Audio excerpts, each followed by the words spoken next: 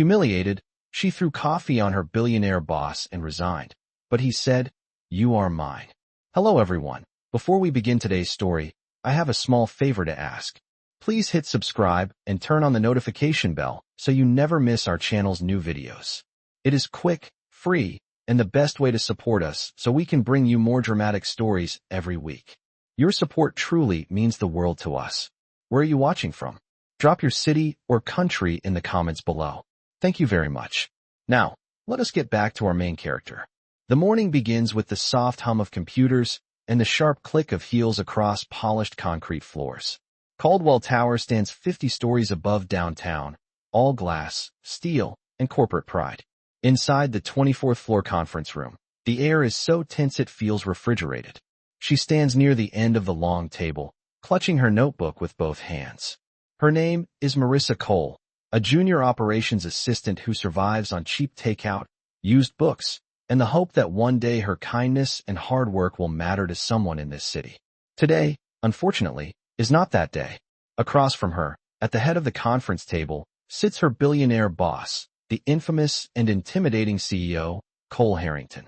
His reputation stretches farther than his empire, brilliant, demanding, impossible to impress. A man whose words could either save a career or crush it in front of an entire department. Marisa keeps her eyes low, trying to steady her breathing. She barely slept last night. She spent 2 weeks building a streamlined workflow file, only for her direct supervisor to take credit for it. She has been invisible so long she has almost gotten used to it. Almost. Cole flips through a report, his jaw tightening. The room goes silent. Every employee straightens. Then he says it. Who submitted this incomplete data extraction? It set the entire audit team back 6 hours. The manager who stole Marisa's work does not say a word. Instead, his finger subtly points at her. Marisa's stomach drops. She opens her mouth, but her voice refuses to come out. Everyone is staring at her. Some pity, some amusement, some relieved it is not them. Cole pushes the folder toward her with a controlled, deadly precision. Explain. Her hands tremble. She did not do this. She knows she did not. She forces her voice out. I think there has been a misunderstanding. That was not mine. I uploaded, so you are denying responsibility. He cuts in, tone sharp enough to bleed. That is when the humiliation strikes. It hits her chest like a heavy door slamming shut. Her face burns. Her eyes sting. This is not just a mistake. This is public shaming, and in corporate America, that can be lethal. Her breath shakes. Her fingers tighten around the only thing keeping her grounded. Her morning coffee, still hot inside the paper cup. She looks directly at him, really looks at him for the first time. For a moment, the noise fades. The room blurs. She sees one thing clearly. He does not care. Not about her voice. Not about her truth. Not about the hours she works past midnight without overtime pay. Not about the sacrifices she makes to hold her life together.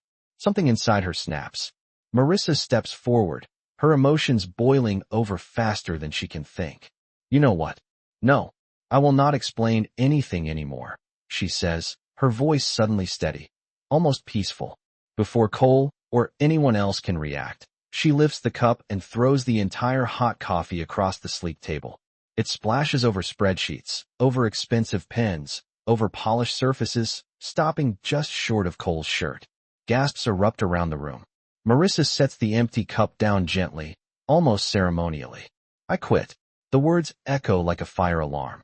Her badge hits the table. Her chair scrapes back.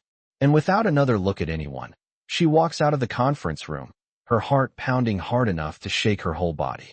Behind her, Cole stands frozen, his face unreadable, his jaw clenched. But his eyes follow her until the door closes. He mutters something under his breath. Something no one in the room expects from the coldest man in the building. Do not walk away from me. But Marisa is already gone, and she has no idea that by sundown, he will not let this be the last time they speak. The street outside Caldwell Tower feels colder than it should. Marisa steps onto the sidewalk, the city wind hitting her face like a wake-up slap. Her hands are still trembling. Her breath is still uneven. Her heart is still racing from what she just did. She keeps walking, almost blindly, past food trucks, honking cars, and office workers on their coffee breaks. Everyone looks calm, normal, stable. She feels like her world has cracked open while everyone else keeps moving forward. Her phone buzzes. A message from the building's automated system. Your access card has been permanently deactivated. Of course it has. She swallows hard and keeps walking until she reaches the corner bus stop. The bench is cold metal. She sits down anyway. In her tote bag is everything she has left from the office. A used notebook, a dying laptop, and a half-written proposal that could have changed her whole department if anyone had listened. She presses her forehead into her palms and exhales slowly. Losing this job means more than losing a paycheck. Rent is due in 2 weeks. Her car needs new brake pads. Her mother's medical appointment is next month, and the copay alone is almost her entire grocery budget. For a moment, the weight of everything feels unbearable. Across the street, the sky grows darker. Clouds roll in, thick and heavy. A storm is building. She stands, determined to go home before the rain hits. But halfway down the block her phone buzzes again. This time it is a number she does not recognize. She hesitates, then answers. Hello. A low voice replies, controlled but strained. Marisa. Her stomach tightens. Cole Harrington. She immediately ends the call. She turns off her phone. She does not owe him anything. Not an explanation. Not forgiveness. Nothing. The wind picks up. The first raindrops fall. She zips her thin jacket, hugs her bag close, and begins to walk faster. By the time she reaches the edge of the industrial district, rain is pouring hard enough to sting her skin. Cars rush by, splashing water across the sidewalk. The streets empty quickly as people seek shelter. Marisa has almost reached the crosswalk when she hears it. The sudden screech of tires. A truck swerves as a driver tries to regain control in the rain. Water sprays everywhere. The headlights swing wildly. The vehicle skids directly toward her. She freezes. Her body refuses to move. Her breath stops. Then, a strong hand grabs her wrist and yanks her backward with incredible force. She collides into someone's chest. A warm arm wraps around her just as the truck misses her by a few inches and crashes into a stop sign down the block. The world goes silent except for the rain. She looks up. It is him. Cole stands soaked from the storm, his hair dripping, his breathing sharp from the adrenaline. His hand is still wrapped around her arm, holding her as if he cannot let go. Are you hurt? His voice is low, shaken. Marisa, answer me. Are you hurt? She pulls away from him, stunned and furious and terrified all at once. What are you doing here? She demands. Why are you following me? He pushes wet hair away from his forehead, water streaming down his suit jacket. I was trying to apologize, he says, voice steady but heavy. You would not answer your phone. I needed to find you. In the middle of a storm? She says, backing up a step. Her shoes splash in a shallow puddle. You could have been hit too. I did not care, he answers without hesitation. His eyes hold hers, dark and honest. I just needed to make sure you were safe. She is trembling for a new reason now. He glances at the crashed truck, then back at her. Come with me. You almost died. She shakes her head. I am fine. I can take care of myself. No, he says quietly. You do not have to take care of everything alone. The rain keeps falling. The streetlights flicker. Cars pass slowly, their wheels hissing through the water. Marisa pulls her jacket tighter, shivers once, and whispers, I should go. But before she turns, Cole speaks again. Marisa, please. Let me explain what happened today. She hesitates. And that single moment, that one breath of hesitation, is all he needs to step closer, his voice softer than the rain around them. You were blamed for something you did not do, he says. Someone lied. I know the truth now. Her chest tightens. He continues, and I intend to fix everything I broke today, whether you let me or not. The storm rages on around them, but the world between them feels painfully still. For the first time since she left that conference room, she is not sure what frightens her more, what he did earlier today, or what he is saying now. The rain begins to slow, softening from heavy sheets into a steady drizzle. Marisa stands in the middle of the sidewalk, soaked from head to toe, her pulse still racing from the near accident. Cole steps back just enough to give her space, but not enough to hide the fear still flickering behind his eyes. He has just watched her almost get killed, and she has just watched him risk the same to reach her. For a long moment, neither of them speaks. Finally, Marisa adjusts her wet jacket and forces her voice to stay steady.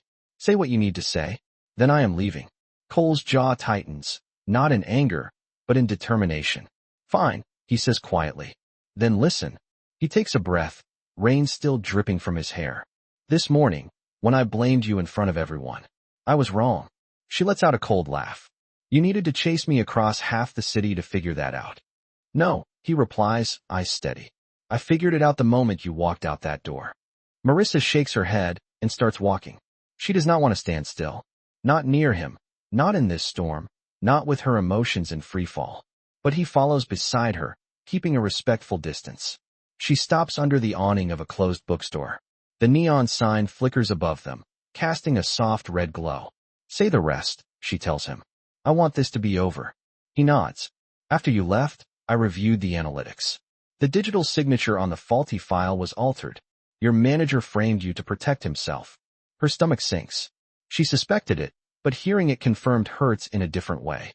And, Cole continues, I suspended him the moment I saw the proof. Marisa looks away. It is too late for that. It is not too late for me to make it right. You cannot fix humiliation, she replies, voice soft but sharp. You cannot fix standing there while a room full of people watch you get crushed. You cannot undo what it felt like. He does not argue. He simply says, I know. The honesty in his voice startles her. The silence between them gets heavier, but not hostile. More like a weight neither knows how to carry. A bus passes, sending a splash of dirty street water onto the curb. Marisa steps back to avoid it. Cole instinctively reaches for her arm, but stops himself just before touching her. He is careful now. Gentler. She clears her throat. Why did you come look for me? Really? His answer is instant. Because I could not stop thinking about what I did, he says. Or the look on your face when you said you quit. You were right to walk away. I just could not let the last thing between us be that. Marisa studies him for a long moment. He looks nothing like the controlled, polished billionaire from the conference room. He looks human, flawed, wet, exhausted, and genuinely remorseful. But she is still cautious. Cole, she says softly, an apology does not change the power you have over people. It does not change the fact that someone like me can get crushed without anyone noticing. He nods slowly. I know that too, he says. And I have been thinking about it all day. Thinking about the way I lead. Thinking about the fear in that room. Thinking about how I let the wrong people hold too much power. He looks down at the sidewalk, raindrops splashing against his shoes. My father was the same, he admits. Public humiliation was his favorite weapon. I spent my entire childhood being called worthless in front of family, friends, anyone he wanted to impress. And somewhere along the way, I became comfortable with the same cruelty. Marisa's chest tightens at the confession. She did not expect vulnerability. Not from him. She speaks gently. You did not have to be like him. I know, he says. But habits built in fear are hard to see until someone shoves reality in your face. He lifts his eyes to hers. You shoved it. In front of everyone. There is no bitterness in his tone. Almost respect. She steps back, unsure how close she wants him to be. Cole, I do not know what you want from me. I am not going back to that office. I am not stepping into that building just to become gossip again. I am not asking you to come back, he replies. Not as an assistant. Not as an employee. Not like before. He seems to hesitate, searching for the right words. I just want the chance to talk to you properly. Away from the company. Away from the pressure. Away from everything that happened today. Marisa folds her arms across her chest. Talk about what? About what kind of person I want to be, he says quietly. And about the fact that you are the only one who has ever made me want to change. Her breath catches. There it is. The first hint of something she is not ready to acknowledge. Lightning flashes in the sky, followed by distant thunder. Cole steps back under the awning with her, giving her several feet of personal space. I know this does not fix anything, he says. But I needed you to know the truth. Marisa looks at him one more time, trying to read him. Trying to decide if he is sincere or simply a man who cannot stand the idea of losing control. She cannot decide. Not yet. I need time, she finally whispers. You can have all the time you need, he replies without hesitation. They stand in silence again, the rain tapping against the awning like soft, endless static. Marisa slowly lifts the hood of her jacket. I should go home, she says. Let me drive you, he offers, voice gentle. No, she says. Not tonight. She steps into the rain, putting distance between them. But she hears him call out behind her, his voice low, raw. and unguarded. Marisa, this will not be the end of our conversation. She does not turn around, but something in her heart tells her, he is right. The rain has already washed half the city clean by the time Marisa reaches her small apartment building. The hallway lights flicker, buzzing faintly, and the air smells faintly of damp carpet and microwave leftovers from the neighbor across the hall. She unlocks her door, steps inside, and exhales as though she has been holding her breath for hours. Her apartment is tiny, maybe 400 square feet, with mismatched thrift store furniture and a window that rattles during storms. But it is hers. It is quiet. It is safe. At least, it used to feel safe. Tonight her mind refuses to settle. She changes into dry clothes, makes a cup of instant soup, and sits at her small kitchen table with her old laptop open. The screen flickers with every movement, the hinge barely holding on. She scrolls through her bank account. The numbers feel like a punch to the chest. She whispers to herself, I need something, anything. Her phone remains off on purpose. She does not want calls, messages, or reminders of the day she just survived. But when the clock hits midnight, her laptop dings with an email notification from a sender she never expected. Cole Harrington. Her heart jumps. She stares at the name for several seconds before finally opening the message. Marisa, I know you will not answer your phone, so I am writing this. I want to return your personal items from the office. They are in my possession because security locked your desk for protocol. If you are comfortable, I can drop them off at the coffee shop on 9th Street tomorrow morning. If not, just tell me where to leave them, and I will respect your space. The last line makes her chest tighten. I will not approach you unless you say I can. Cole. She shuts the laptop quickly, as if the message is too bright to look at. Part of her feels angry. Part of her feels relieved. Part of her feels something else she cannot name. She goes to bed, but sleep never truly arrives. It comes in waves, broken by flashes of headlights, screeching tires, and the firm grip that pulled her out of danger. By morning, she gives up trying. She gets dressed slowly, moving through the apartment like someone navigating a dream. At 9:30, she walks into the coffee shop on 9th Street, the same cramped place she sometimes works on her proposals. She tells herself she came only for caffeine, not for him. But he is there, not in a suit, not in his CEO armor, but in a simple charcoal sweater and dark jeans. His hair is slightly damp, as if he walked instead of being driven. He sits alone at a corner table with a cardboard box resting at his feet. When he sees her, he stands immediately. The movement is automatic, respectful, almost nervous. Thank you for coming, he says. She keeps a careful distance, arms crossed. You have my things. He nods and gestures to the box. Yes, I checked everything. Your notebooks, your laptop charger, the binder with your workflow notes. Nothing is missing. She kneels down to open the box and checks the items herself. They are all there, neatly arranged, as though someone took time to handle them with care. She looks up. You did this. Yes, he says. I wanted to. Her voice comes out softer than she intends. You did not have to. He sits, but only after she does first, keeping his posture open, cautious, as though he is afraid of making the wrong move again. I know, he says. That is why I did it. A barista passes and sets 2 coffees on their table. Marisa frowns. I did not order anything. I did, Cole says quietly. The same one you drink every morning. She pushes it aside. I cannot be bought with a coffee.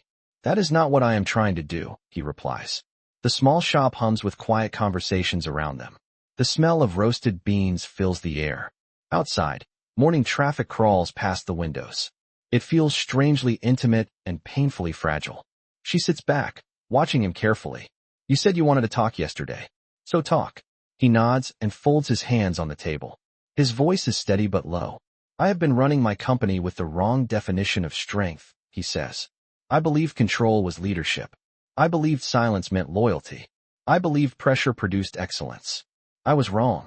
Marisa's eyes soften, but she remains guarded. What changed?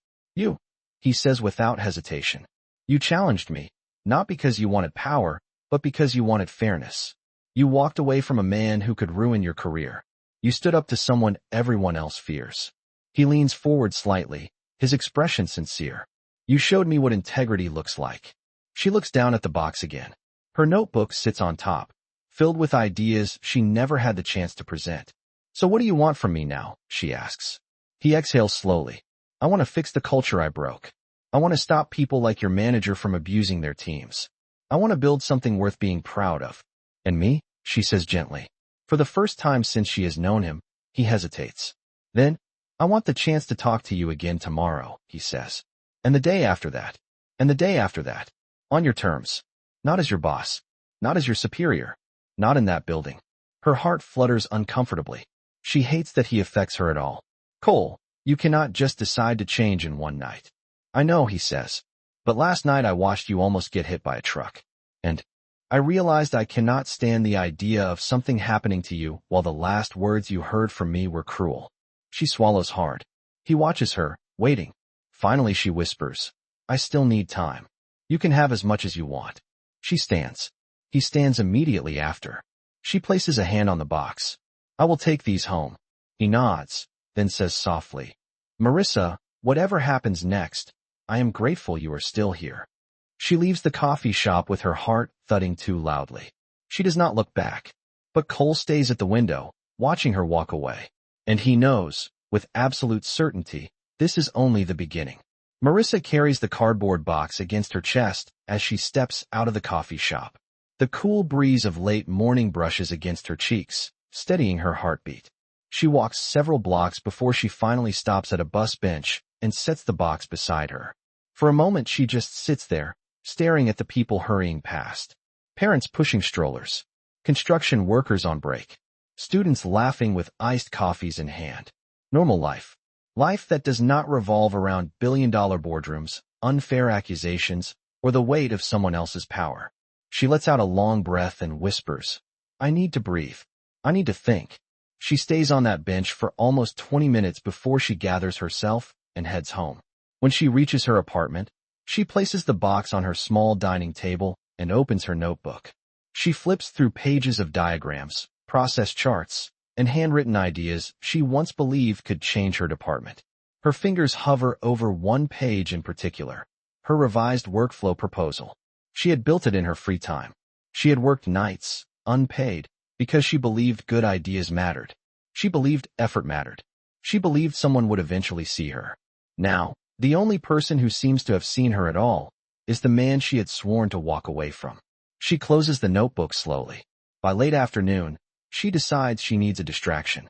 She grabs her thin denim jacket and heads out to a nearby park. It is small, tucked behind an elementary school, quiet except for the sound of kids playing tag on the other side of the fence. She chooses a bench under a large oak tree and sits down, watching leaves drift along the ground. Minutes turn into an hour. Her phone, which she finally turned back on, lights up with several notifications. None from Cole. For some strange reason, that makes her chest tighten. She shakes her head and focuses on the park instead. She sketches idle shapes on her notebook while the sun lowers behind the trees. Then, from the corner of her eye, she sees a familiar figure walking along the sidewalk outside the fence. Her breath catches. Cole is there. Not approaching. Not intruding. Just standing quietly, hands in his pockets, as if deciding whether it is appropriate to come closer. He notices her looking and stops instantly, keeping a respectful distance of several yards. She stands slowly, cautious and curious at the same time. He lifts a hand in a small, hesitant wave. Marisa, he calls softly. I did not want to interrupt. I just wanted to make sure you were all right after earlier. She steps toward him, stopping near the fence.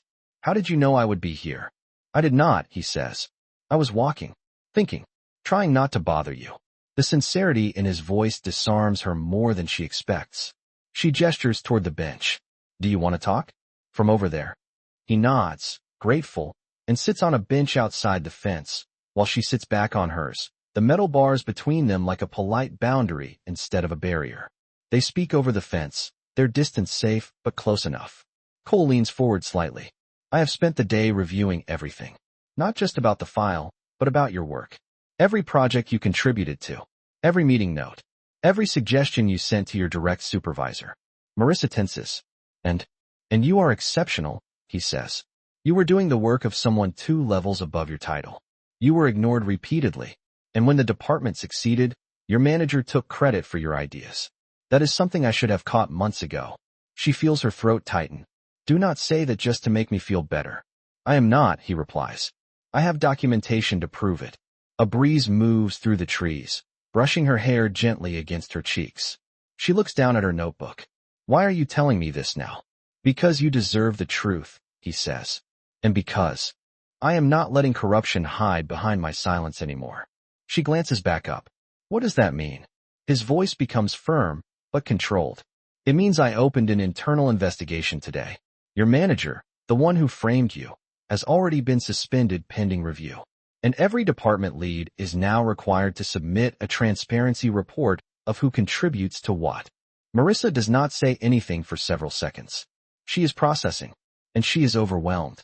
Finally she whispers, I never asked you to do that. He smiles softly. I know. That is exactly why I did it. She looks away, touched and conflicted all at once. He continues, Marisa, I have spent years thinking that success meant pushing harder, demanding more, controlling everything. Today I realize success means nothing if I become the kind of leader who harms good people. She listens quietly, her fingers brushing over the edge of her notebook. And, he adds with a gentler tone, I meant what I said before. I want to keep talking to you, but I will not rush you or pressure you. I just want the chance to understand you better. As a person, not as my employee. Her heart beats faster. She hesitates, then finally asks, why me? You hardly knew me before all this.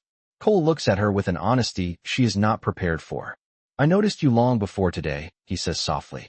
Not because you were loud or demanding, but because you were steady. You did not chase attention. You did not try to impress anyone. You simply did the right thing, even when it cost you. That is rare. She feels warmth rush to her face. She tries to speak, but the words catch in her throat. He stands slowly, hands still in his pockets. I should let you rest, he says. But if you ever want to meet again, just say the word. He begins to walk away, but something inside her pulls forward. She stands and calls out, Cole. He stops instantly, turning toward her. Maybe, she says softly, maybe we can talk tomorrow. A real smile breaks across his face. Not the CEO smile. Not the practiced expression he uses for investors. A real one. I would like that, he says. He walks down the sidewalk, disappearing around the corner. Marisa sits back on the bench, notebook in her lap. Heart racing in a way she cannot quite explain. For the first time since she quit her job, she feels something unexpected, hope. The next morning arrives softly, with a thin layer of sunlight slipping through Marisa's curtains. She wakes earlier than usual, not because of an alarm, but because her mind has been restless since yesterday. For once, the restlessness does not feel like dread. It feels like possibility. She dresses in simple clothes, ties her hair back loosely, and brews a cup of cheap coffee in her small kitchen. As she waits for it to cool, she glances at the cardboard box on her table. Her old notebook sits on top. She runs her fingers across the cover and whispers. Maybe things really are changing. But she still stays cautious. Hope is fragile. Around 10 in the morning, her phone buzzes. A single message. I will be at the 9th Street coffee shop. Only if you want to talk. If not, I understand. Cole, no pressure. No assumption. Just space. She takes her time, finishes her coffee, and then heads out the door. When she reaches the shop, she sees him immediately. Cole sits by the window again, but this time he looks lighter. His posture is more relaxed, his expression calmer. He stands when she enters, but he does not crowd her. He simply nods. Morning, Marisa. She nods back. Morning. They sit. The barista brings her usual drink without being asked, and she looks at Cole suspiciously. Did you order for me again? He shakes his head. No. They remembered you. She blushes slightly and wraps her hands around the warm cup. After a long moment, she says, You mentioned the investigation yesterday. What happened after that? Cole leans back, thoughtful. I met with the board this morning. I told them everything. What happened to you, what the manager did, and how our internal reporting system failed. Her eyes widen. You did that in front of the board? Yes, he says. It was overdue. And what did they say? They were surprised, he admits. They are not used to me admitting mistakes. But once they saw the evidence, they supported the investigation. Your manager will face a full review. Marisa lets out a breath she did not realize she was holding. Cole watches her carefully. You deserved better. She looks down. Cole, I do not want people fired because of me. He shakes his head gently. This is because of his actions, not yours. You did everything right. You spoke up. You told the truth. He chose to lie. She stays quiet, absorbing his words. Then Cole continues, his voice softer. There is something else I want to tell you. She lifts her eyes slowly. I stepped away from the company for the rest of the week. Marisa's eyebrows lift. You what? I appointed the COO as temporary acting lead. I am taking time to reassess how I have been running the organization. He pauses, then adds, and to figure out what kind of leader I want to become. Marisa is stunned. You stepped back because of all this? No, he says honestly. I stepped back because yesterday showed me something I should have realized a long time ago. I have been running everything on fear. Mine and everyone else's. His voice is steady, but vulnerable. I want to change that. She studies him silently for several seconds. I did not expect you to do any of this, she says finally. I know, he replies. That is why it matters. She takes a slow sip of her coffee, letting warmth steady her thoughts. Cole, she says gently, I cannot make decisions about anything right away. I still need time to trust what is happening. I understand, he says with no hint of disappointment. Take all the time you need. I am not going anywhere. There is a quiet peace between them, one that feels new and almost delicate. She looks at him, really looks at him, and for the first time she sees not the billionaire CEO, but a man trying very hard to do better. A man who saved her life. A man who admitted his mistakes. A man who is learning to speak gently. Her voice softens. So, what do you want to do today? Cole smiles, small but genuine. I was thinking we could walk. Somewhere quiet. Somewhere you choose. She thinks for a moment. Then she stands. All right. I know a place. He rises beside her, not reaching for her, not assuming anything, just following her lead. As they step out of the coffee shop, the sunlight warms the pavement, and for the first time in days, the city feels calm. Marisa glances at him from the corner of her eye and feels something unexpected blooming quietly inside her. Something she is not ready to name yet, but something real. Marisa leads Cole down a quiet residential street lined with old maple trees. The air carries a soft warmth, the kind that hints at the beginning of spring. Children's chalk drawings decorate the sidewalks, and wind chimes clink from porches. It feels worlds away from corporate towers and boardrooms. This is where I come when I need to think, she says as they turn into a small lakeside path. The water shimmers gently, ducks drifting near the shore. Cole looks around, taking in the calm scene with genuine appreciation. It is peaceful, he says. I did not know places like this existed so close to downtown. That is because you drive everywhere, Marisa teases. For the first time, Cole laughs, a quiet, surprised sound, as though he isn't used to hearing it from himself. The simplicity of that moment softens something between them. They walk slowly along the path, not rushed, not tense, just quiet. But the calm does not last long. Cole's phone begins vibrating inside his pocket. Once, twice, then nonstop. He ignores the first few calls, but Marisa notices the tension forming in his jaw. You should answer it, she says gently. It might be important. He hesitates. I promised myself I would not deal with work today. Cole, you stepped away, but you did not disappear. Just answer it. He sighs, steps aside, and finally picks up. Cole Harrington speaking. Marisa watches his expression change. His calm posture stiffens. His eyes narrow slightly, not in anger, but in clarity. She cannot hear the caller, but she recognizes the look of a man receiving bad news. I understand, Cole says. Send me everything you have. I will handle it. He ends the call and stays quiet for several seconds. Marisa steps closer. What happened? He meets her eyes. It is about your former manager. Her stomach tightens. What about him? Cole rubs the back of his neck, trying to translate complicated information into something human. The investigation team reviewed the system logs. They found more than just the altered file. Marisa feels the bench behind her and sits slowly. What does that mean? It means he did not only frame you, Cole says. He manipulated records for months. He shifted blame onto junior staff, stole credit repeatedly, and threatened people who tried to report him. Marisa's breath catches. People tried to report him? Cole nods grimly. Yes, several. But their reports were buried. Her chest tightens. All those late nights. All the quiet moments where something felt wrong. She had not imagined any of it. Cole sits beside her, keeping a respectful space. I know this is a lot, but you deserve to know the truth. She looks out over the water, her eyes glistening. I spent months thinking maybe I was just too sensitive. That maybe the problem was me. It was never you, he says softly. This was a toxic system, one that I allowed without realizing it. She turns to him, voice trembling slightly. How many people did he hurt? Too many, Cole admits. But that ends now. A silence settles over them, not empty, but heavy with realization. Then Cole adds, there is something else. He is trying to shift the blame onto you again. He claimed you tampered with workflows to make him look bad. Marisa's eyes widen. What? That is not true. I know, Cole says firmly. And so does the investigation team. But the accusation means things just escalated. Escalated how? She whispers. Cole's voice becomes steady, protective. The board wants to meet with you. Not to punish you. To hear from you. To understand what really happened. Marisa feels a wave of fear wash over her. I cannot do that, Cole. I cannot sit in front of a room full of powerful people and defend myself again. You will not defend yourself alone, Cole says. I will be there. And I will make sure every piece of evidence is laid out clearly. He looks at her with quiet certainty. You are not the one on trial. He is. The wind moves gently across the lake, but Marisa feels none of its calm now.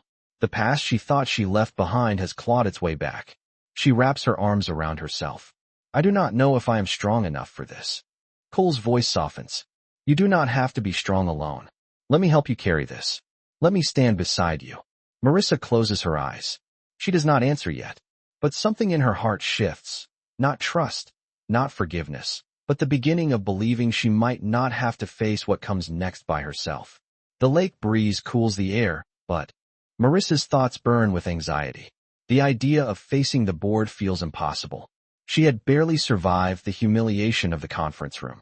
Sitting in front of powerful executives, recounting months of mistreatment, feels like reopening a wound she is still bleeding from. She grips the edge of the bench. I do not think I can do it, she whispers. Cole takes a slow breath, grounding himself before he speaks. I understand why this is overwhelming. But this time, the room is different. You are not being accused. You are being heard. She shakes her head. That is easy for you to say. You belong in rooms like that. I never have. He leans forward, lowering his voice. Marisa, those rooms are filled with people who have never experienced what you have. They need to hear your voice. They need to understand the cost of their silence. Then, softer, and they will treat you with respect, because I will accept nothing less. She closes her eyes for a moment, letting his words settle. After a long silence, she asks, when is the meeting? Tomorrow morning, he says. But only if you agree. Her stomach twists. Tomorrow is too soon. But dragging this out would make it worse. She finally nods. All right, I will do it. Relief flickers through his expression, though he masks it quickly. He stands and offers a hand to help her up, not touching her, simply offering the gesture. She rises on her own, but she appreciates the respect in the way he moves, slow and careful. They walk back toward the city, the sun lowering behind the rooftops. When they reach the street corner where they first entered the path, Cole stops. I want you to know something, he says. Marisa turns toward him. Tomorrow is not about proving yourself. You have nothing left to prove. It is about accountability. And I promise you, I will bear the weight of everything that was my fault. His voice is steady, sincere. She feels it in her chest. They part ways at the bus stop.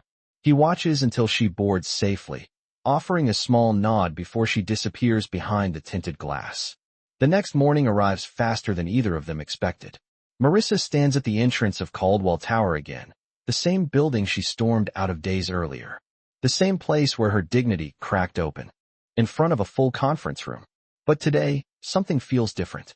The security guard at the front desk greets her gently, almost apologetically, and hands her a visitor badge. Meeting room A, floor 28. He says with a respectful tone she is not used to hearing. When the elevator doors open, Cole is already waiting inside. He looks at her with a quiet smile. You came. I said I would, she says softly. They ride up together, standing a polite distance apart. Cole does not touch her. He does not pressure her. But the steadiness in his presence calms her more than she expected. When the doors open, they step into a hallway filled with glass walls and muted artwork. A receptionist leads them to a large conference room. Inside, several board members sit at a long polished table. They look serious, but not hostile. Papers are stacked neatly. Screens are ready for evidence review. The air is weighty, but not cruel. Cole steps slightly ahead, just enough to show she is under his protection, but not overshadowing her. "This is Marisa Cole," he says. "She is here because the truth matters." For a moment, no one speaks. Then a board member gestures for her to sit. Marisa takes a seat, her hands clasped tightly together. She feels her pulse in her fingertips. Cole sits beside her, not as her CEO, but as her ally. The chairwoman looks at her with professionalism and a rare hint of empathy. "Marisa, thank you for coming. We are here to hear your experience, in your own words." Marisa swallows hard. Her voice trembles at first, but she speaks. She tells them about the work she did, the credit that was taken, the late nights, the fear, the humiliation, the lies that piled against her. No one interrupts. No one mocks. No one dismisses her. And when she finishes, she realizes her hands have stopped shaking. Cole turns to her, his expression full of something she has not seen on him before, pride. The chairwoman exhales and says, "Thank you. Your courage helps us correct what should never have been allowed." The meeting is not over, but for the first time, Marisa feels something she never expected to feel in this building again. Strength. The meeting ends with a quiet gravity that hangs in the air long after Marisa finishes speaking. For a moment, everyone remains still, letting her words settle like dust after a collapsed wall. Then the chairwoman folds her hands and says, "Your testimony has been invaluable. We will take immediate action. And on behalf of this board, we are sorry, Marisa." The apology is simple, but for her, it feels like a door closing on a painful chapter. When she and Cole step out of the conference room, she releases a breath she did not know she had been holding. Her shoulders feel lighter, her spine straighter. Cole walks beside her in silence until they reach the elevator. Only when the doors close does he speak. "You were remarkable." She shakes her head with a soft, tired smile. "I was terrified." "Courage is doing the right thing while terrified," he replies. "You did that today." As the elevator descends, her eyes drift toward him. He looks relieved, proud, and quietly emotional in a way she has never seen from him before. Gone is the rigid, untouchable executive. What stands beside her is someone far more human. When they reach the lobby, Cole gestures toward a side hallway. "There is something I want to show you, if you have a moment." Curiosity outweighs hesitation. She nods and follows him. They walk to a smaller, glass-walled conference room. Inside, a single binder rests on the table. A golden plaque sits beside it, engraved with words that make her chest tighten. Employee Advocacy and Integrity Program inspired by the courage of Marisa Cole. Her breath catches. "Cole, what is this?" "A new policy," he says, "to ensure no one goes through what you did. Anonymous reporting, protections against retaliation, transparent credit tracking. Real systems. Real accountability." She stares at the plaque again, her voice barely steady. "You named it after me?" "No," he corrects gently. "I honored you with it. You earned that." Emotion rushes through her. Gratitude. Relief. Closure. They stand quietly for a moment before he adds, "This program will change lives. And it began because you chose to speak up." She closes the binder softly, grounding herself. When she turns toward him, his eyes hold something warm but respectful, something that asks but does not assume. "So," she says quietly, "what happens now?" He smiles, small and genuine. "Well, that depends on you. I stepped away from the company so I could figure out how to be better. But I also wanted space to talk to you not as your boss, not as someone with authority, just as a man who cares about what happens to you." Her heart flutters at the honesty in his voice, but she keeps her tone steady. "And what do you want from me?" "Nothing you do not want to give," he says. "But, if you are willing, I would like the chance to take you to dinner. At a pace you choose. With no pressure." Marisa laughs softly, tension melting from her shoulders. "You know," she says, "a week ago I threw coffee at you." He chuckles, the sound warm and unguarded. "Yes. Honestly, I had it coming." She lifts an eyebrow. "You are taking this well." "I am taking it truthfully," he says. "You changed me, Marisa." That kind of shock tends to leave a mark. She shakes her head, a smile tugging at her lips. "I'm not sure if that is romantic or alarming." "Hopefully a little of both," he replies gently. The warmth in her chest grows. She steps closer, not too close, just enough that he understands her answer without her saying it outright. "Dinner," she says softly. but somewhere quiet. Somewhere simple. His smile widens. Anything you want. They walk out of the building together, sunlight filling the lobby, as if the world has decided to start over with them. As they reach the sidewalk, Marisa pauses. Cole. He turns. Yes. She looks up at him with a calm she has not felt in weeks. Thank you for choosing to do the right thing. Not just for me, but for everyone who was afraid to speak. He meets her gaze, his voice low and sincere. No. Thank you for showing me what the right thing actually looks like.